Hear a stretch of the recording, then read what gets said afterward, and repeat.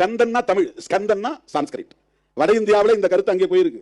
அங்க அவங்களுக்கு என்ன பேர்னா சுப்பிரமணியன், சுப்பிராமணியன், பிராமணர் இல்ல பிரம்மண்யன். அதாவது பிரம்மன்கிற கடவுளுக்கு அவர் உடன்பாடானவர் அல்லது உறவானவர், ஏதோ ஒரு வகையில் அவங்களுடைய ஐடியாலஜிக்கல் படி, மித்தாலஜி படி.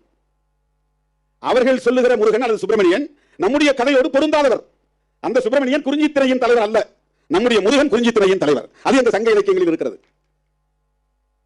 சங்க இலக்கியத்தில் இருக்கிற முருகன் தமிழ்நாட்டில் மட்டும்தான் அறுபடை வீடு, வேற எந்த மாநிலத்தில் அறுபடை வீடு இருக்கிறது சொல்லுங்க. அதனால தான் ஒரு கேள்வி எழுப்பினேன், அதை சிலரால் பொறுத்துக் கொள்ள முடியவில்லை. முருகன் தமிழ் கடவுள்னா அவங்க அப்பா சிவனும் தமிழ் கடவுளா தான் இருக்க முடியும். முருகன் தமிழ் கடவுள்னா சிவன் தமிழனா இருந்தா பார்வதி தமிழச்சியாக தான் இருக்க முடியும். இப்ப இவங்க ரெண்டு பேரும் கைலாய மலையில் இருக்கிறாங்கன்னா கைலாயம் தமிழர்களின் தேசம் தானே, அப்ப ஒட்டுமொத்த இந்தியாவும் தமிழர்களின் தேசம் தானே. எங்கள் தமிழன் சிவபெருமான் கைலாயத்தில் குடியிருக்கிறான் என்றால் கைலாய மலையும் தமிழனுக்கு சொந்தம். கைலாய மலை இமயம் முதல் கன்னியாகுமரி வரையில் தமிழன் வாழ்ந்தான் என்பதற்கு சிவபெருமானே ஒரு சான்று. அந்த கதைப்படி பார்த்தார். சிவன் தமிழன், பார்வதி தமிழச்சி அப்படின்னா கணபதி கணேசனும் தமிழனா தான் இருக்க முடியும். ஏன் கணேசன் தமிழ் கடவுள் நீங்க யாரும் சொல்றது இல்ல? இதெல்லாம் லாஜிக்கா கேட்டா அவனுக்கு கோபம் வருது. எங்களை மட்டும் ஏன் அசிங்கப்படுத்துறாங்க? இந்த கதைகள்லாம் வேறு மதத்தில் இல்லையே.